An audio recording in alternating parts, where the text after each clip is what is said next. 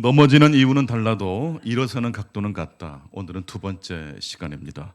세월이 약이라는 말이 있습니다. 사실 나이가 들면 공평해집니다. 늙으면 비슷해집니다. 오래된 건물은 다 아름답습니다. 세월 앞에 장사가 없습니다. 모든 사람은 늙고 병들고 결국에는 죽습니다. 그런 점에서 자연의 힘은, 자연의 스토리는 딱 하나입니다. 마모시키고 파괴시키는 하나의 이야기를 향해서 자연은 달려갑니다. 이런 자연의 힘을 통제할 수 있는 사람은 단 한 사람도 없습니다. 생로병사, 모든 인간이 맞이하게 되는 운명입니다. 그렇습니다. 세월이 모든 것을 변화시키죠. 나이가 정말 많으신 거의 100세에 가까우신 어른에게 당신을 힘들게 하는 문제가 혹시 있는지 물어봤더니 하나도 없다고 대답을 했답니다. 자신을 힘들게 했던 사람들이 다 죽고 돌아가시고 없기 때문에. 여러분, 세월이 약입니다. 근데 여러분, 세월이 약이라는 말씀은 세월이 모든 문제를 완벽하게 해결한다는 말씀은 아닙니다. 세월이 약이지만 그것은 50% 절반만 맞는 이야기입니다. 애굽 사람을 죽이고 미디안 광야로 도망친 모세는 40년 광야에서 40년 동안 양을 치는 목자로 살았습니다. 모세의 나이가 40살에 도망쳐서 80세가 됐습니다. 40년이라는 시간이 그냥 기다리지 않고 지나간 겁니다. 모세의 외모 변했을까요? 변했겠죠. 모세 열정도 40년 전 동일했을까요? 식었을까요? 식었겠죠. 40년이라는 시간이 지났기 때문에 모세에게 있었던 그 트라우마 상처는 회복됐을까요? 넘어진 자리에서 일어났을까요? 성경을 보니까 하나님이 모세를 찾아오셔서 소명을 주시기 전까지 모세는 넘어진 자리에서 일어나지를 못했다는 것을 알 수 있습니다. 시간이 약이 되지는 못합니다. 여러분, 예수 그리스도를 마음으로 영접하신 분들만 아멘 해보실까요? 하나님을 예수 그리스도를 통해서 만난 사람들은요, 시간의 횡포 앞에 우리 역시 늙고 병들어가지만 그럼에도 불구하고 우리는 시간의 힘에 눌리거나 쓰러질 수는 있으나 시간에 패배하지는 않습니다. 왜냐하면 신자도 죽지만 신자의 끝은 죽음이 아니라 무엇입니까? 부활입니다. 시간은 순환으로 우리 인생들을 끌고 가지만 하나님은 순환의 질서 외에 한 가지 법칙을 더 우리에게 주셨죠. 그것이 바로 전진하는 법칙입니다. 우리는 향방 없이 목적지 없이 살아가는 인생들이 아니라 하나님을 영원롭게 하고 그를 영원토록 즐거워하는 삶의 목적을 가지고 살아가는 사람들입니다. 그래서 전도서 12장 1절에 보게 되면 너는 청년의 때 곧 곤고한 날이 이르기 전에 너의 창조자 하나님을 기억하라. 우리 인생의 종착 지점은 하나님이십니다.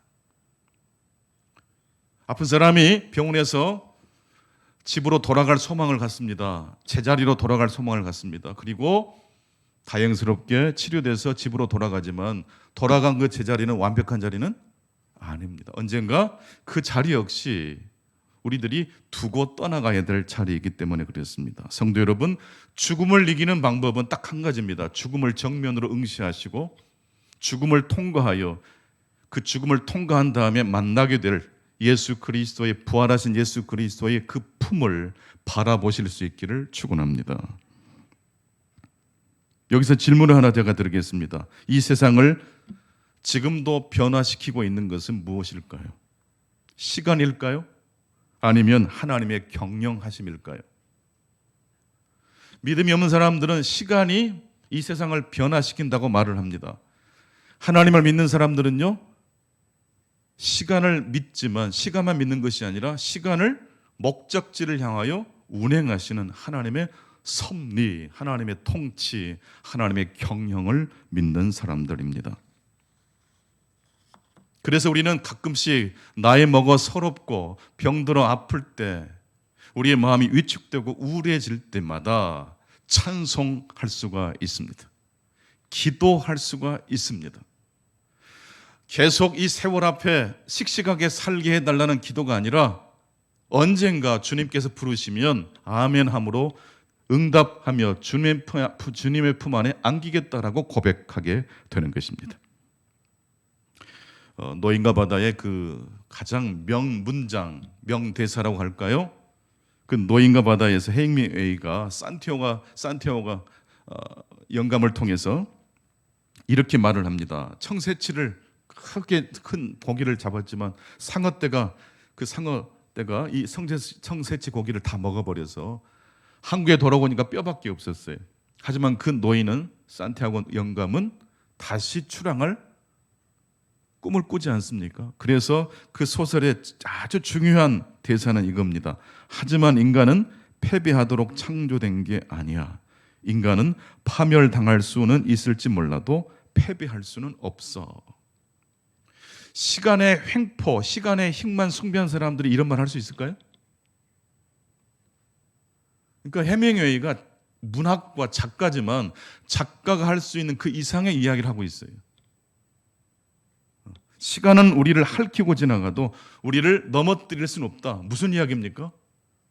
이 세상 너머의 하나님의 질서를 지금 바라보라고 이야기하는 것입니다. 넘어진 이유는 달라도 일어서는 각도는 같습니다. 순환과 전진이라는 하나님의 이 메시지를 붙들고 살아갈 때 세월 앞에 그리고 병들고 늙고 우리의 삶이 우울해질 때 우리는 그 믿음을 붙들고 다시 넘어진 자리에서 일어서게 될 줄로 믿습니다. 오늘 두 번째는 달란트 비유를 통해서 주시는 하나님의 회복의 말씀을 함께 경청하기를 원합니다. 정답이 있으면 오답이 있죠. 진품이 있으면 무엇이 있습니까? 짝퉁이 있습니다. 믿음이 있으면 거짓 믿음이 있는 것입니다. 그래서 오늘 달란트 비유는요, 달란트를 2배로 남긴 5달란트 받은 사람과 2달란트 받은 사람의 이야기에만 초점을 맞추면 안 돼요. 분량으로 따지면 5달란트 받은 사람인 하나님께서 칭찬해 주시는 구절이 2구절, 2달란트 받은 사람은 역시 2구절로 칭찬합니다. 그런데 남기지 못하고 땅에 달란트를 묻었던 1달란트 받은 사람에 대한 이야기는 몇 구절 나올까요? 7개의 구절로 진행됩니다. 물론 쫓아내라 슬피 울며 이를 갈미 있을 것이다 라고 했지만 여러분 이 말씀을 그래서 달란트는 남겨야 돼, 우리 재능을 아끼면 안 돼, 하나님께 혼나, 그런 정도로 해석하면 안 됩니다. 잘못된 길로 걸어갈 때, 여러분 같으면 자녀가 잘못된 길로 갈 때 그 길로 가면 큰 사고가 일어나는 길입니다. 어떻게 하실래요? 웬만하면 돌아가라 그러실래요? 소리를 꽥 지르시겠습니까? 소리를 질러야죠. 마치 그런 이야기입니다. 1달란트 받은 사람이 받은 달란트를 땅에 묻어버렸어요. 근데 그 이야기가 그래서 틀렸어, 하나님께 벌 받았어 라고 해석하지 마시고 왜 굳이 그 1달란트 불순종했던 사람의 이야기를 길게 기록해 놓으셨는지 그 하나님의 속마음을 읽어낼 수 있어야 합니다. 오늘 그 이야기를 한번 같이 나누겠는데 먼저 그러기 전에 말씀을 살펴보기 전에 본문의 배경을 살펴보겠습니다. 어떤 주인이 먼 나라를 떠나면서 자신의 종에게 달란트를 맡기고 갔습니다. 이 금 1달란트의 그 액수가요 6,000데나리온이라고 합니다. 노동자 하루 품삯이 1데나리온이니까 1달란트 6,000데나리온은 한 20년 정도, 노동자의 20년 정도의 품삯이 됩니다. 어마어마한 액수죠. 2달란트는 12,000데나리온, 노동자 40년 품삯. 5달란트는요 30,000데나리온, 100년 품삯입니다. 그러니까 주인이 종들에게 이렇게 어마어마한 돈을 맡기고 간 것입니다. 아시다시피 이 비유의 내용은 어렵지 않습니다. 그렇죠? 읽으면 다 이해하실 수 있죠. 5달란트 받은 사람은 몇 달란트를 남겼죠? 더 배를 남겨서 10달란트 만들었습니다. 2달란트 받은 사람도 배를 남겼습니다. 1달란트 받은 사람은 받자마자 달려가서 땅을 파고 그 달란트를 땅에 묻었다가 주인이 아주 오랜 시간 지난 다음에 돌아왔을 때 주인에게 당신의 달란트입니다 하고 주인께 드렸어요. 그게 오늘 이 달란트 비유의 표면적 내용입니다. 첫 번째, 그렇다면 1달란트 받은 종이 달란트를 땅에 묻은 이유는 어디에 있을까요? 라는 것입니다. 그렇게 하는 것이 옳다라고 생각했기 때문이지 않겠습니까? 모든 행동에는 이유가 있습니다. 이유 없이 행동하는 사람은 없지요. 자, 마태복음 25장 24절로 25절. 한 달란트 받은 사람이 왜 땅에 달란트를 묻었는지 그 이유가 나옵니다. 같이 말씀을 읽겠습니다. 시작. 한 달란트 받았던 자는 와서 이르되 주인이여 당신은 굳은 사람이라 심지 않은 데서 거두고 해치지 않은 데서 모으는 줄을 내가 알았으므로 내가 두려워하여 나가서 당신의 달란트를 땅에 감추어 두었나이다. 벗어서 당신의 것을 가지셨나이다. 그런데 이 종이 정말 주인을 제대로 이해한 것이 맞습니까? 이 주인은 하나님을 가리키지 않습니까? 예수님을 가리키지 않습니까? 하나님은 심지 않은 데서 거두시는 분이십니까? 뿌리지 않은 곳에서 추수하시는 분이십니까? 자연 법칙을 막 뒤집어 버리시는 하나님 아니시잖아요. 시간의 법칙을 막 뒤집습니까? 예수 믿으면 막 젊어지고, 예수 믿으면 사업도 잘 돼버리고, 예수 믿으면 무조건 만사 형통이 됩니까? 아니잖아요. 뿌린 대로 거두는 법칙도 누구의 법칙입니까? 하나님의 법칙이죠. 이 말씀을 읽으면서 저는 누가복음 15장에 등장하는 그 탕자의 비유라고 일컬어지는 그 비유에 등장하는 둘째 아들과 첫째 아들이 생각났습니다. 여러분, 둘째 아들은요, 방탕하고 죄를 지은 사람이죠. 자기 마음대로 살고 싶어서 집을 뛰쳐나간 사람입니다. 그러니까 반율법주의자입니다. 내 마음대로가 율법입니다. 내 마음대로 하는 것이 기준입니다. 반대로 큰 아들은 율법을 아주 신실하게 지켰던 사람이죠.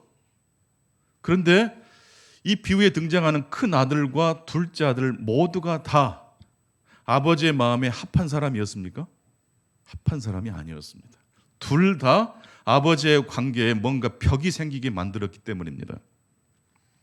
큰 아들은 착한 일을 함으로 아버지의 환심을 사려고 했던 율법주의를 신봉한 사람이었습니다. 그래서 누가복음 15장 29절 화면을 보시면서 같이 읽어보시겠습니다. 아버지께 대답하여 이르되 내가 여러 해 아버지를 섬겨 명을 어김이 없거늘 내게는 염소 새끼라도 주어 나와 내 벗으로 즐기게 하신 일이 없더니. 큰아들이 아버지에게 지금 항명을 하고 있는 것입니다. 내가 여러 해 동안 아버지를 신실하게 최선을 다해 섬겼는데, 순종했는데 내게는 염소 새끼라도 한 마리 주지도 않으셨고 친구들을 불러서 잔치도 해주지 않으셨다라고 말을 합니다. 이 정도 착하게 살았으면 저를 좀 알아주셔야 되지 않습니까? 그런 말이에요. 이 이야기가 사실은 율법을 하나님의 은혜보다 더 숭배하는 율법주의 신앙을 의미합니다. 둘째 아들은 자기 마음대로 자기 자아를 위해서, 자기 자아를 확장하는 것을 위해서 집을 떠나서 방탕했던 사람입니다. 즉 둘째 아들과 아버지 사이를 가로막은 것은 죄입니다. 큰아들과 아버지 사이를 가로막는 것은 무엇입니까? 좀 이상하게 들릴지 모르겠습니다. 선행, 착한 일을 했기 때문에 큰아들과 아버지 사이에 벽이 생긴 겁니다. 이런 말씀을 들으면 목사님, 그러면 착한 일을 하라는 겁니까? 죄를 짓고 살아야 된다는 말씀입니까? 헷갈리시죠? 헷갈리라고 말씀을 드리는 거예요. 먼저 헷갈리지 않고 정답을 찾을 수 없기 때문입니다. 우리는 무조건 예수님을 잘 믿으면, 말씀대로 순종하면 오케이 된다고 생각을 합니다. 신앙생활이 그렇게 쉽고 간단하면 얼마나 좋겠습니까? 싱클레어 퍼커슨이라는 분이 그런 말을 했습니다. 퍼커슨이라는 분이 율법주의와 반율법주의는 한 어머니 자궁 안에서 나온 이란성 쌍둥이와 같다. 내 마음대로 살 겁니다. 저 간섭하지 마세요. 둘째 아들은 반율법주의죠. 제가 아버지를 위해서 얼마나 충성을 다했습니까? 그런데 저에게 염소 한 마리 주지도 않고 잔치도 배설해 주지 않고 아버지 너무 섭섭합니다. 이것은 무엇입니까? 율법주의. 반율법주의나 율법주의나 사실은 한 어머니 뱃속에서 나온 뿌리가 같은 거라는 겁니다. 그 뿌리가 무엇입니까? 자기 자신의 열심입니다. 하나님의 복음은 기쁜 소식이고 하나님의 복음은 우리를 가슴을 설레게 하는 것입니다. 근데 여러분, 내가 하나님 말씀을 잘 순종했더니 하나님의 칭찬을 받기 위해서 그렇게 열심히 산 모습, 그런 모습에 무슨 감동이 있습니까? 틀릴까 봐 막 두렵고, 이것 순종하지 않으면 하나님께 벌 받을 것 같고, 율법주의가 우리를 행복하게 합니까? 반대로 예수 믿어도 별것 없던데요, 인생의 거친 파도는 여전히 들이닥치고, 기도했더니 오히려 어려운 일만 막 찾아오는데, 저 그래서 어느 순간부터 교회를 다니기는 다니지만 하나님 별로 믿지 않습니다. 이런 신앙을 둘째 아들이 가지고 있는 신앙이라고 말할 수 있습니다. 둘 다 초점과 기준이 자기 자신이에요.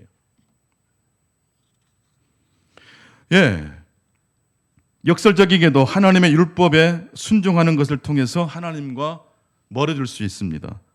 또한 율법을 부정하고 내 자신을 위해서만 살아가는 길로 나아가는 것을 통해서 하나님과 멀어질 수 있습니다.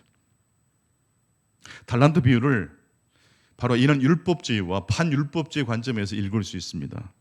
그냥 읽고 이 말씀이 어렵지 않기 때문에, 그렇지, 하나님께서 주신 달란트 어떻게 해야 됩니까? 배로 남겨야죠. 안 남기면 벌 받잖아요. 이것이 바로 어떤 해석을 의미합니까? 율법주의적인 해석입니다. 여기에 감동을 느끼지 못한 사람들이 어떤 신앙으로 이제 변질되고 넘어집니까? 반율법주의. 하나님은 우리의 재능대로 달란트를 주셨습니다. 그 달란트를 열심히 개발해서 배로 남기실 수 있기를 바랍니다. 설교를 들으셨다고 아멘을 안 하시는 거죠? 근데 이 설교를 듣지 않고 이 말씀을 들었다면 아멘 했을 것 같습니까? 아멘 안 하셨을 것 같습니까? 당연히 아멘 하셨겠죠. 아멘 하셨겠죠.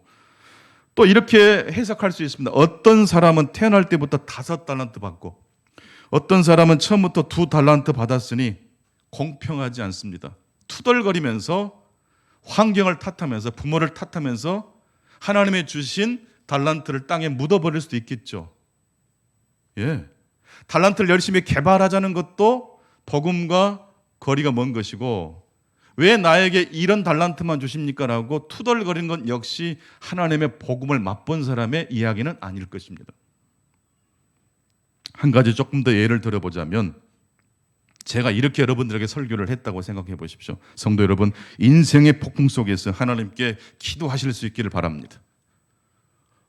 아무리 그래도 이미 다 알고 간파하셨다고 하더라도 좀 추임새가 있어야 되지 않습니까? 좀 모른 척 아멘도 좀 해주시면 좋겠어요. 자, 한번 해보십시다. 인생의 폭풍을 만날 때 하나님께 무릎 꿇고 기도하실 수 있기를 축원합니다.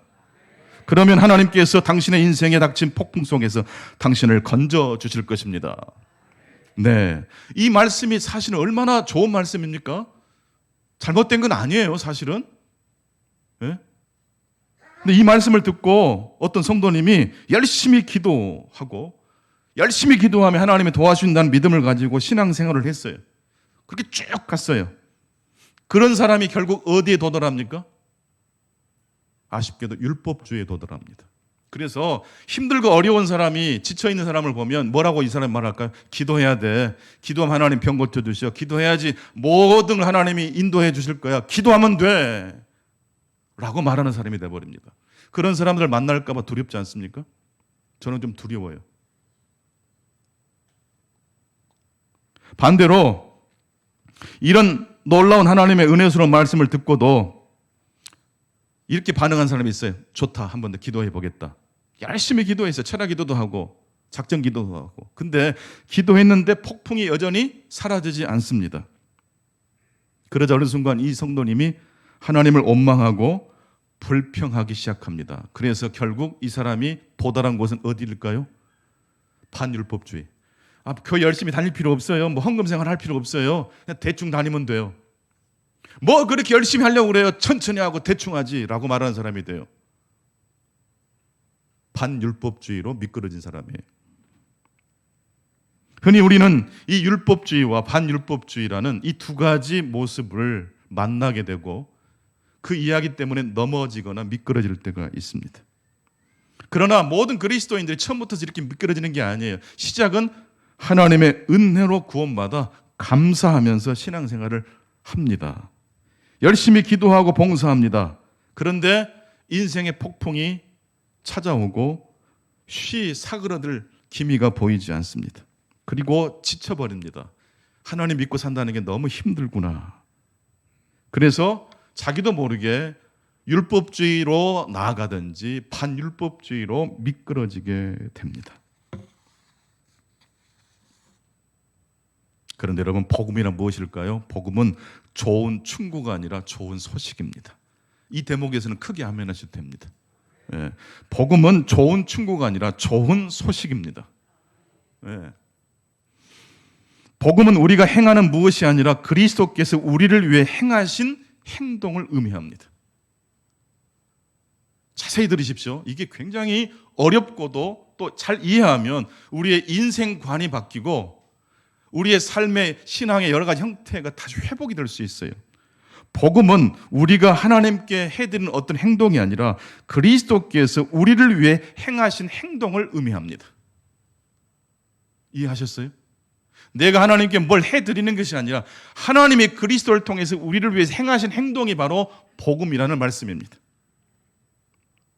그래서 복음은 기쁜 소식입니다. 왜냐하면 그리스도께서 우리가 죄인 되었을 때에 우리를 위하여 죽으심으로 하나님께서 우리에 대한 자기의 사랑을 확증하셨기 때문입니다.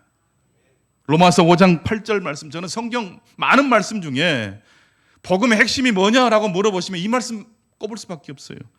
우리가 아직 죄인 되었을 때에 그리스도께서 우리를 위하여 죽으심으로 하나님께서 우리에 대한 자기의 사랑을 확증하셨느니라.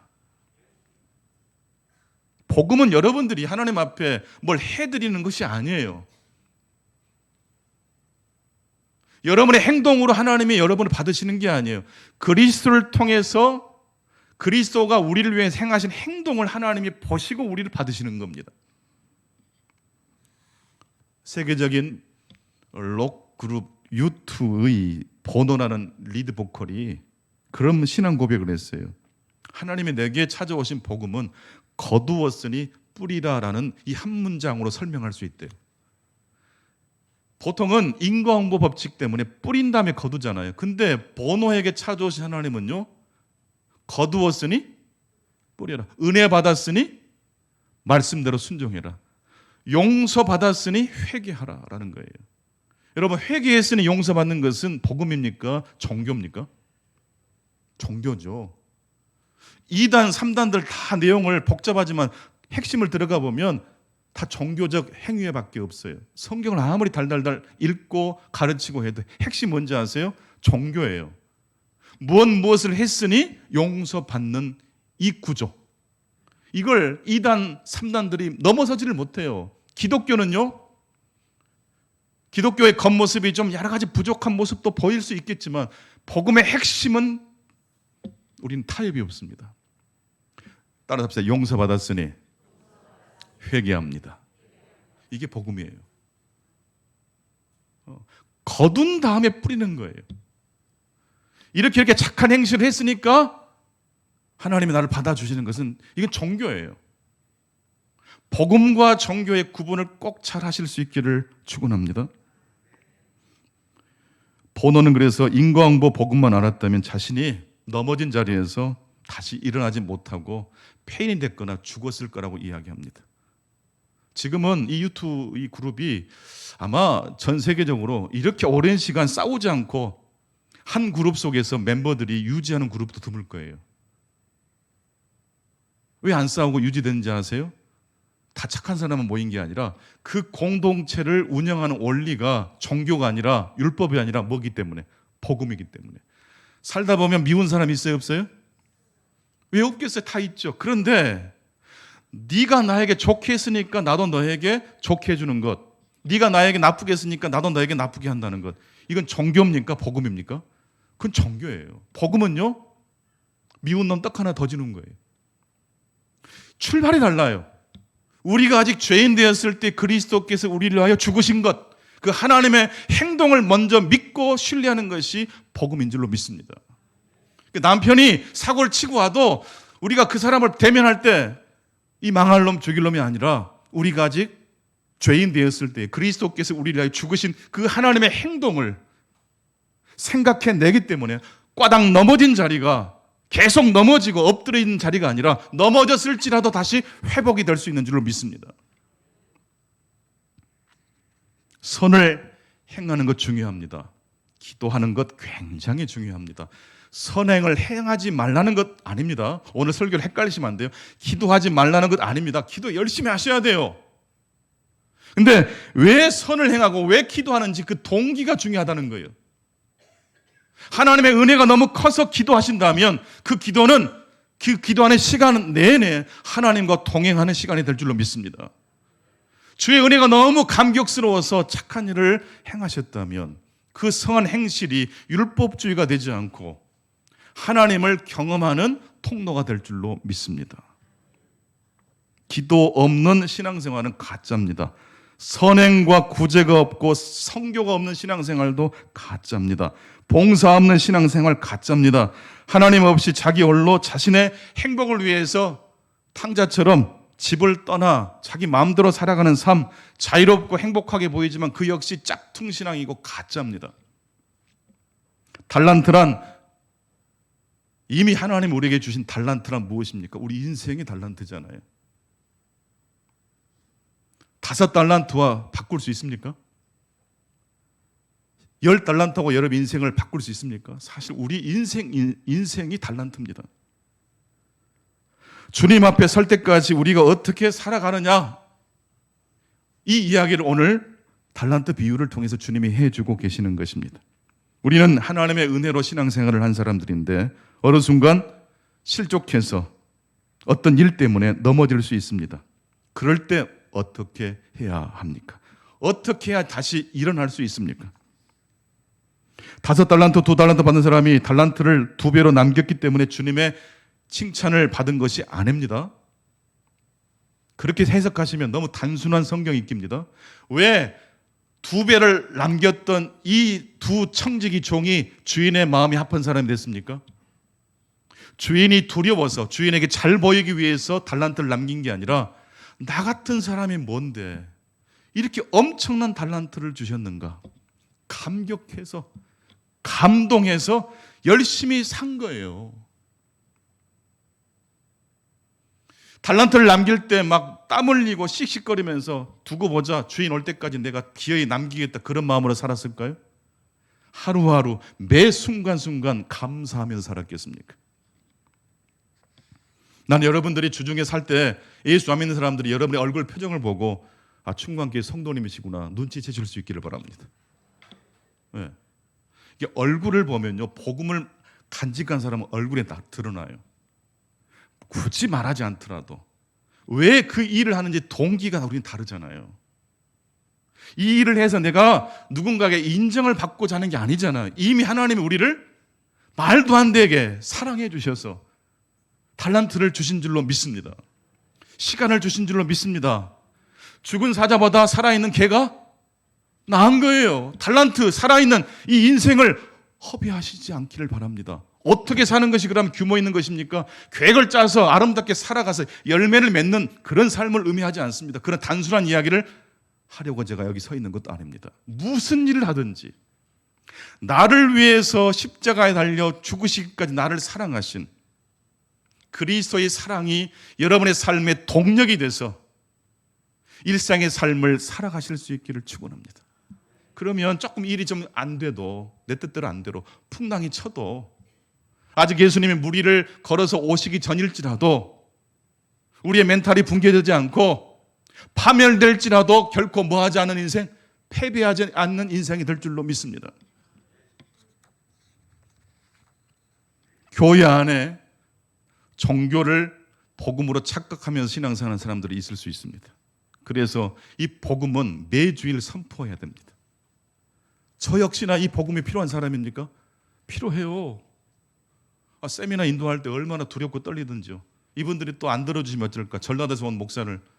근데 가서 보니까 눈도 2개고 코도 하나시고 손도 2개시고 밥도 똑같이 우리랑 먹던데요. 그렇게 따뜻하게 환대를 해줄 수가 없어요. 무엇을 잘하려고 하는 순간 몸이 굳어져요. 제가 강의를 항상 하기 전에 설교를 하기 위해서 올라오기 전에 하는 일이 있어요. 가장 저의 마음을 감동시켜주는 한 구절, 한 문장을 읽고 기도합니다. 그러다 보면 마음이 잘해야 되겠다는 마음도 사라지고 혹시 실수하면 어떨까라는 마음도 사라져요. 두 번째로 복음은 그래서 좋은 충고가 아니라 무엇이라고요? 좋은 소식입니다. 기도해야 돼. 열심히 충성해야 돼. 좋은 충고가 복음이 아니고 좋은 소식이 하나님의 복음인 줄로 믿습니다. 그리스도께서 우리를 위하여 죽으신, 그래서 하나님께서 그 그리스도의 행하신 일을 보고 우리를 자녀 삼아 주셨지 않습니까? 그 한 가지 복음을 놓치지 않게 되기를 바랍니다. 그 복음이 여러분의 삶에 동력이 되고 동기가 되실 수 있기를 바랍니다. 다시 한번 로마서 5장 8절 우리 화면을 보시면서 같이 읽겠습니다. 시작. 우리가 아직 죄인 되었을 때에 그리스도께서 우리를 위하여 죽으심으로 하나님께서 우리에 대한 자기의 사랑을 확증하셨느니라. 아멘. 저는 내 인생에 한 구절을 써내라면 이 구절을 써낼 거예요. 너무 좋아요. 너무 흥분이 돼요. 슬럼프에 빠지고 삶이 우울적할 때도 이 말씀만 읽고 묵상하면 살아나요. 세 번째, 하나님의 복음은 모든 것을 변화시키는 복음입니다. 기억하십시오. 병원에 입원한 사람이 집에 돌아가면 그것은 부활입니까? 제자리로 돌아간 것입니까? 여러분, 제자리는 이 자연의 순환의 법칙은, 회상의 법칙은 완벽합니까? 부족한 법칙입니까? 부족해요. 제자리 플러스 항상 뭐가 있어야 돼요? 부활의 복음은 새 자리를 바라보실 수 있기를 바랍니다. 늙고 병들면 어떤 나라가 더 가까이 온 거예요? 하나님 나라가 더 가까운 거예요, 사실은. 이 믿음이 없는 사람들은 서러워요. 이 믿음이 없으면 우울증에 빠져요. 근데 우리는 부활의 복음, 하나님 나라의 복음이 있는 줄로 믿습니다. 뿐만 아니라 우리에게는 넘어진 자리에서 다시 일어서게 해주는 하나님의 복음이 있습니다.